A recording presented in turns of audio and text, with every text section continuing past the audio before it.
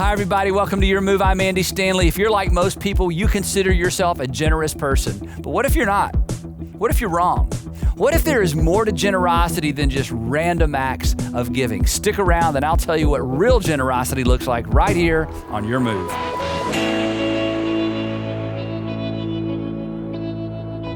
I've decided to teach you how to do something you probably think you already know how to do, but if no one has ever taught you how to do it, you probably think you know how, but you don't.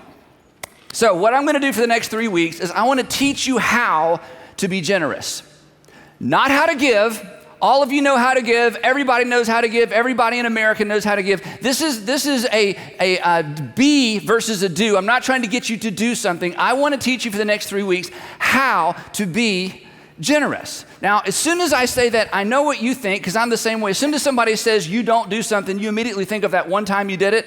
When I talk about generosity, we're not talking about random acts of giving. Okay, most of us are good at random acts of giving. And random acts of giving generally come as a result of somebody persuading us to do something, asking us to do something, inspiring us to do something, guilting us to do something. And the truth is, most of our giving, our random acts of giving, are kind of at the end of a little bit of a sales pitch. And I don't mean we're upset or we wish we didn't give, but generally somebody makes a need known and it's like, wow, maybe I should do that. We do a little random act of giving, random act of giving, random act of giving. What we're talking about in this series are not random acts of giving, and I'm all for random acts of giving. The more random acts of giving, the better. But for the next few weeks, I want to talk specifically about generosity and how to be generous. Because generosity actually transcends, and this is going to be helpful, genuine generosity actually transcends inspiration and guilt. That genuinely generous people are not moved near as much by the big inspirational pitch about a need somewhere in the world or in our community,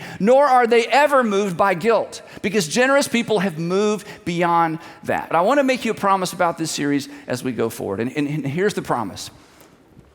When you become generous, not someone who just gives randomly to things and when you see people in need or somebody says there's a need, when you become generous, you will actually give more. And here's the surprise part. This is why you got to come back. You will actually save more and you will actually consume less.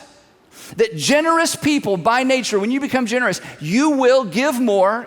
You will save more money, and you will actually consume less. Now, there is a small group of you, there's an exception to this. Some of you have already saved so much, you borderline hoarding your money, okay? It's just a small percentage of you. You will not save more. You will actually just give more and consume less, but you won't save more because some of you have already saved enough. And you are still nervous about money, and I'm telling you why. It's not because you don't have enough money. It's because you have never learned to be generous. And I don't mean you never give. You do random acts of giving. In fact, the zeros on the end of your check are so big, people think you're generous. In fact, you think you're generous. But if you've never learned to be, if no one's ever taught you to be generous, you may have a lot of wealth and still not be generous. But for most of us, if you will learn to be generous, you will give more, you will save more, and you will actually consume less. And then here's the promise Jesus makes if you don't like my promise. Jesus promises you will actually be happier. Because you've never met an unhappy, generous person. Now, the reason this has to be taught, even though you all think you're generous, we all think we're generous because we can think of all that money that we gave away. The reason that this has to be taught is because generosity is not natural. It's just not natural. If you have children, you know this. We have to teach our kids to share. We have to teach our kids to share. Why? Because there are a lot of things that come naturally. Generosity does not come naturally. There's still something in us that when it comes to giving away what's ours and giving away what we've worked for, there's still resistance. And the reason is because it's not your fault. Generosity, like we're talking about, is not natural. Now, in the United States and in some Western countries, generosity, even though it's not natural, it is cultural. And the reason generosity or the idea of giving or being generous is popular in the United States of America is because in any nation in the world, where there has been a history of strong Christian influence, you find in that nation a shadow of Christian values, and one of those Christian values is generosity. That generosity is part of our American oughts. You ought to give. You ought to be generous. It's not natural, but it is cultural. It's part of our culture, but it's something that needs to be taught. And if you don't believe me, you just need to visit some nations or pay attention to the news about nations that this is not a natural inclination. The best example is what's happening right now with immigration in the Middle East and Europe. You know this. The countries that have a history and a tradition of Christianity, even though they would not consider themselves Christian nations, even though most of the people in those nations may not consider themselves Christian nations, there is still a shadow, there is still a vestige of, there is still the value of Christianity. And those European nations that have a strong history of Christianity are the nations that are saying, we know we ought to invite and include these immigrants. The nations that do not have, especially the past 100 years or further back, those nations that do not have as part of their culture a strong Christian influence are the nations that are saying, why should we take these people? Why should we take them? It's not our problem. So generosity is not natural, but generosity can be cultural, and it's part of our national culture. And that's why there's a little bit of a tension around generosity in our country, because you know you ought to, but it doesn't come naturally. But we live in a nation, fortunately, where it's still part of the American ought, but we don't want to lose that. Now, if you want to know what's natural when it comes to money, what's natural when it comes to money is crazy. Crazy is natural when it comes to money, especially in our country. I mean, this is amazing to me, okay? Most Americans spend more than they make. How do you even do that? Okay, I don't know, I don't understand this, but most Americans spend more money than they make. Now that is crazy. Not only that, most Americans pay interest. Most Americans pay interest on things that decrease in value the moment they take possession of them. Most Americans pay interest on items that as soon as they take possession, the value of that item immediately decreases, and because they're going to pay interest on it, the price immediately increases.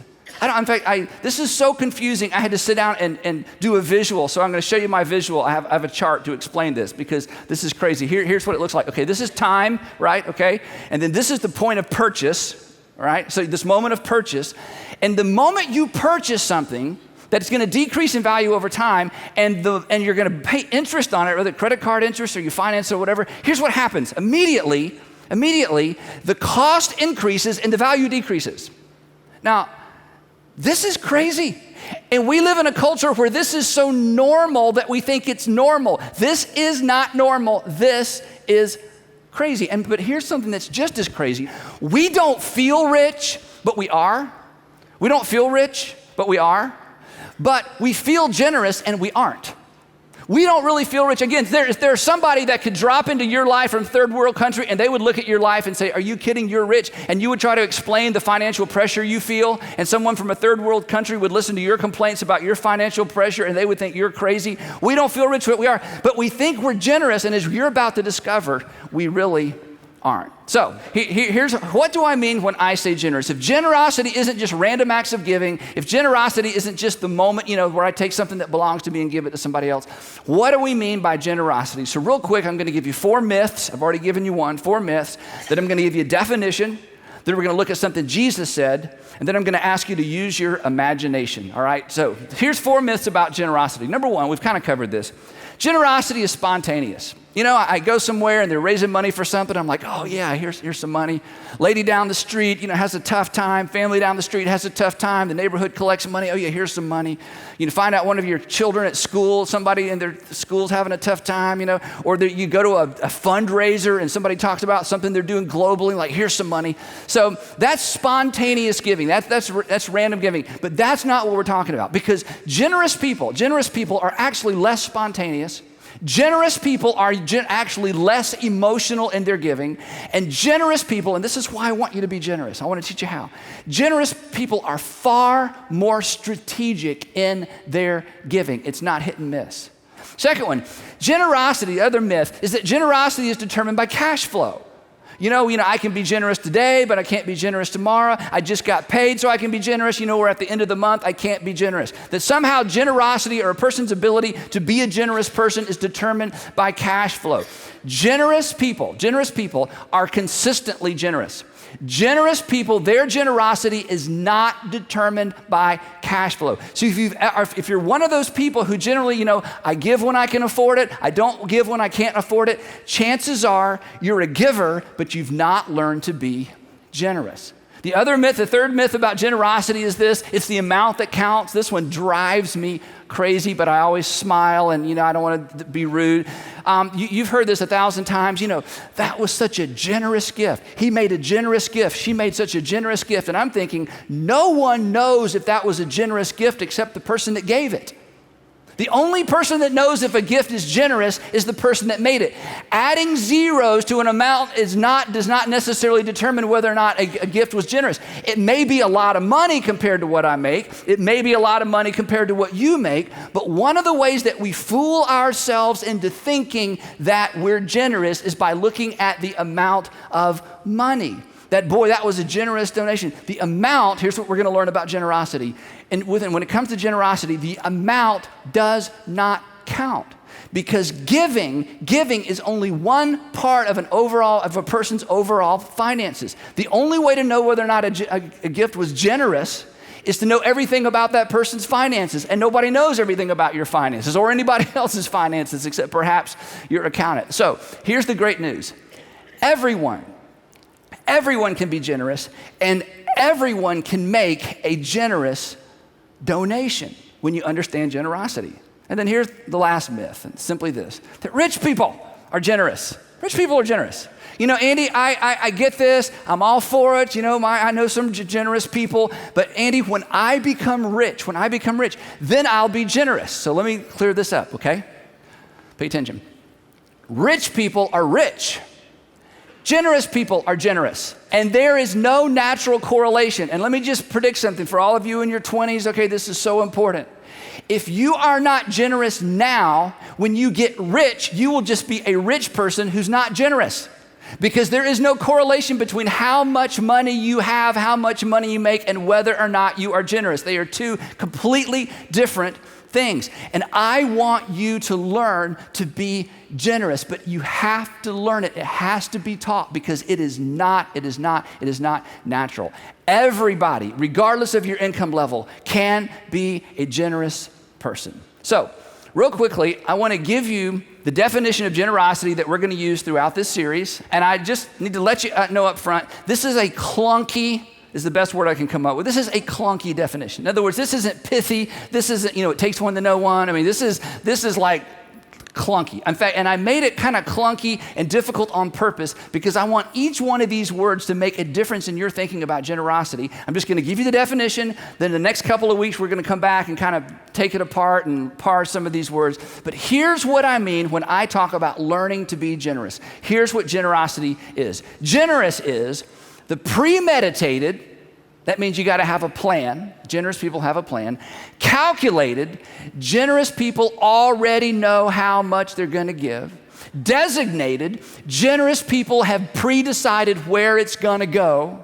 Emancipation, this is my favorite word. Emancipation, that is, you're going to set it free.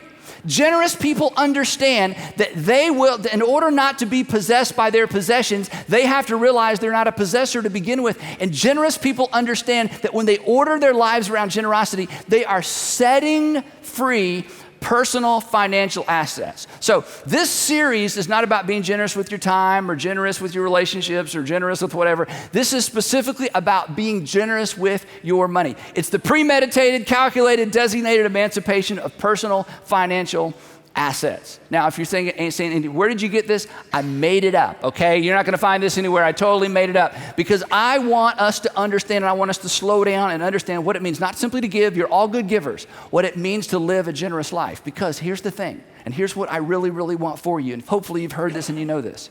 Listen, when you free your money, emancipation, when you free your money, you free yourself from your money. When you free your money and when you begin to view your life through the lens of generosity, when you become a generous person, when you understand that you order your financial life around freeing your money, it frees you from your money and you will actually be free. And it doesn't matter how much money you make. You've met some very, very wealthy people that worry about money all the time. You've met some middle income people that seem to just not be stressed out about it. And you met people on the lower end of the spectrum that are stressed out about it, and some that are some of the most generous people you will ever meet. That generosity is not about income, but it's something you have to learn to do. I just want to look at one verse of scripture, and it is the most popular, well-known verse in the Bible, I think, about money. And here's the surprise. All of you have heard this before. Most of you have said this before, but I'm betting a big percentage of you didn't know it was in the New Testament, and you didn't know that Jesus said it, and you don't know why it's in the Bible to begin with, because this is so popular, it's almost like a saying that has lost all of its meaning. In fact, I'm going to argue that this is something Jesus said that has been so redefined, we completely miss what he meant when he said it. So let me give you a little bit of context. That we find this little, it's really, we think of it as a saying, but this incredible truth from Jesus. We discover this actually in the book of Acts. There's Matthew, Mark, Luke, John, the story of Jesus. Then the book of Acts tells us what happened after Jesus rose from the dead. The Apostle Paul went all over the Mediterranean rim, planting all these churches in Gentile areas. In this particular case, he's in the city of Ephesus. He's leaving Ephesus and he's going to Jerusalem, and he knows he's going to be arrested, and he knows that the people in Ephesus will probably never see him again. It's one of the most emotional pieces of narrative in the entire New Testament. The Apostle Paul is saying goodbye to friends, he's saying goodbye to supporters, he's saying goodbye to church leaders, and he's saying to them, I'm leaving, you'll never see me again. They're begging him not to go. And in this little narrative in Acts chapter 20, he begins to rehearse for them what he did for them. And he talks about his generous life. And he's not bragging, he's just saying, I lived in front of you a generous life. And when I'm gone, I want you to continue to live a generous life. And he gives some details. And then, this is so cool to me, then he throws out this statement that was so familiar to them. He didn't have to say, Jesus one day taught. He throws out a statement that is so familiar to the first century audience, just like it's familiar to us, that when he said it, they were like, oh yeah, we've heard that before. Oh yeah, we've heard that before. Oh yeah, we've heard that before.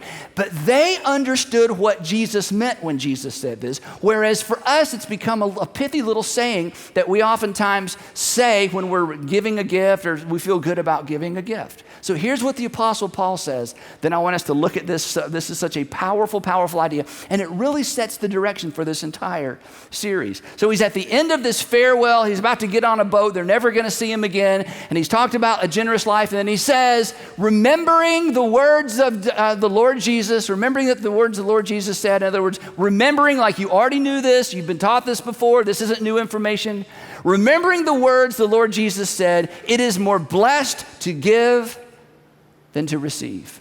It is more blessed to give than to receive. Now, when you have said this or when you have heard this, I'm guessing 90% or 100% of the time, it's when you gave a thing in a moment of time and you felt good about it. Or somebody said, hey, thanks for giving that. And you're like, oh, no, I like giving. And somebody says, well, it's more blessed to give than to receive. It's more blessed to give than to receive. Or if you grew up the way I did, it is more blessed. I don't know why they say it that way. It is more blessed to give than to receive. But this saying of Jesus, this is so important, does not refer to a moment in time. This was a reference to a way of living. This was not a reference to a moment in time, and that moment in time when I gave that, and boy, I felt so good about giving, and that's not what Jesus is talking about. In fact, let's be honest, you have given things to people before and somebody said, oh, it's more blessed to give than to receive, and you thought what I thought growing up. Yeah, but it's blessed to receive as well, isn't it? I mean, it is blessed to give, and it is blessed to receive, and I'm not always sure it's more blessed to give than to receive. I'm thinking they're maybe equal, and sometimes receives better, and that's because we hear these words and we think about a moment in time transaction. Now listen to this, and I'm almost done. Listen. That's not what Jesus had in mind. That this kind of blessed really means happy, and you sow and you reap your way into happy. That it is an outcome of a lifestyle. And what Jesus was referring to, and when you read it in context, what Paul was referring to is this. He's saying, if you live a generous life, not have moments of giving, but if you live a generous life, if you order your life around generosity, you will be happy. happiness is an outcome of a lifestyle of generosity. Essentially, he's saying this: happy is the person whose life is ordered around giving rather than receiving. Happy or happier is the person whose life, not a moment in time, not a transaction, not a, okay, I'll give, or okay, I'll give a little more. That's all good, not random acts of giving. Happy, blessed is the man or woman, the teenager, the kid, whose life, whose entire life is ordered around giving rather than receiving. Now, at this point in the message, I know some of you are thinking, and I understand this, okay? Andy, how many weeks is this? Okay, because I think I have something to do for the next, would you say 2 more weeks? I'm pretty sure we have something to do, and hopefully you'll do something a little more practical, something that'll help my wife or my girlfriend or my boyfriend, but no more money thing, okay? So I understand that, but here's just everybody relax. I'm really not trying to get something from you. I just want you to I want to teach you to do something. If we just want something from you, I'm telling you, somebody with a microphone and pictures of children, we can get money. I mean, people know how to sell giving to you. In fact, the reason some of you don't enjoy giving, you feel like you're being sold over and over and over. You have to be inspired. You have to be motivated. You have to see pictures and you're finally tears in your eyes. You're finally writing a check. This is not about that. This is way better than that. And so you have permission to ignore me, but you owe it to yourself, because I'm telling you, okay, this is the offensive part. I don't know that for the rest of your life, anyone is going to teach you how to be generous. For the rest of your life, people are going to try to inspire you to give, motivate you to give, guilt you to give. But this may be your one opportunity for somebody to teach you how not to give, how to be generous. So before you write me off, I just want you to use your imagination real quick and we're done, okay? And this is kind of weird. Imagine that suddenly, magically, mystically, providentially, this can't happen, but imagine that suddenly you had a checking account full of all the money you've wasted the last 5 years. If you're 40, let's go 10 years, okay? If you're 40 or older, 10 years. That suddenly, and by wasted, you define wasted. I'm not going to tell you what waste is. I just want you to imagine, just use your imagination. You have a checking account full of all the money that you considered wasteful spending, dumb investments, whatever it might be. That boat, why didn't I listen? I bought a boat. Oh, I regret the day. What? All the it's in a checking account. And you can't spend it. You have to give it away. And you have to give it away in 12 months. For most of you, it's hundreds. For a lot of you, it's hundreds of dollars. For most of us, it's thousands of dollars. It might be tens of thousands of dollars. Just imagine for a second. You have a checking account, and you can't spend it. It's yours, but it's not yours. It's yours to manage, but you don't really possess it. You can't do anything to benefit you, but you've got a checking account, and all you can do with this money is give it away. You don't have to give it away immediately. You have a year to give it away. Wouldn't that be fun? Wouldn't that be fun? They're down the street trying to raise $800. You're like, $900, done. At school, they're doing something, and you're writing checks, and they're like, whoa, are you rich? And you're like, no, I'm not rich. I just can't spend this money on me. And I got I woke up one day, and there was an angel at the end of my bed and said, hey, you got to spend this money on somebody else. And I'm so grateful. I'm so grateful. And you know what? You wouldn't be possessive. You wouldn't be regretful. I'm telling you, you would experience the joy of living a generous life. So here's my question. Why not just do that going forward? Because I'm going to teach you how. I'm going to teach you how. You can do this. You've already screwed up the last 5 years of dumb whatever you did with your money, and you would love to have it back. You would love to have it back. And you would love to have it back even if you couldn't spend it on you. So don't do that again for another 5 years. Don't do that again for another 10 years. I want you to learn to be generous. Because it's a powerful, powerful, powerful thing. And you can learn. And you'll save more. And you'll spend less. And you'll have more joy in your life. And Jesus said, you don't have to believe me. Jesus said, you'll be happier. By the time I was 30 years old, I had given away 2 cars. I was in graduate school. I had this big old clunker car. It was my family's car, my parents' car. They gave it to me to go to graduate school in Dallas. And you could put everything you owned in this car. It was so big. It was not cool. Nobody wanted this car. It was bad color. I don't want to say what color it was in case you have a car. It was all bad.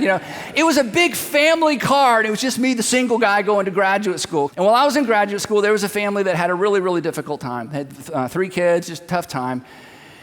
And I decided, gosh, and they lost their car, and so I decided to give them my car. I'll never forget driving over there to their house, because they were one of the families that would kid me about, hey, you got the car, where's the family? I said, hey, I've prayed about this, and I know this is kind of crazy, but here's the keys. You can have my car. What? I said, yeah, you can have it. Like, who gives away a car? What graduate student gives away a car? And let me tell you, okay, it's not because I was rich. It's because I was generous. And if you dropped in on my life at that point, nobody in this room would say, dude, you were so rich. No, I was generous. Because you learn to do this. So a few years later, I was 30 years old. Good friend was back in Atlanta. His wife wrecked the car, totaled the car, no insurance, it was kind of her, it was her fault, big issue. Now they don't have a car, they've got 4 kids. He's looking for a car and trying to figure this out. And I've been saving money, because when you're generous, you save. If you have a hard time saving, I know this doesn't make any sense, you gotta come back. If you have a hard time saving, you need to learn to be generous. It is a keystone habit, it will affect all of your finances. So I'm a saver, it's easy. And they're trying to buy a car, not an expensive car, basically a replacement station wagon. Remember those? This is years ago. And I thought, well, I could just buy him a car. So I went to him as a good friend. I said, I know this is awkward. It's kind of crazy, but look, let me just buy you a car. He'd already found one. He's trying to figure out how to finance it. It's going to be on. I said, no, let's just go down there and I'll just buy it for you. And he's looking at me. I said, no, really. I want to do this. I bought him a car. I'm telling you, there is more joy and there is more emotion around those 2 car stories than all the other cars I've purchased combined. You say, well, Andy, you bragging? No, I dare you to become generous. It's awesome. And here's the thing, giving away cars, that's crazy. Let me just tell you, and then we're done. Jesus says not to be generous is crazy. Don't miss next week. Jesus says to live any other way, those are the crazy people. Those are the people without a clue. Those are the people that are living in la-la land. It is the men and women, the man and woman, the child, the single, the college student, the rich, the poor, the in-between. It's the person that learns to live a generous life. Those aren't the crazy people. Those are the people who live with their eyes wide open. So you have to choose your crazy.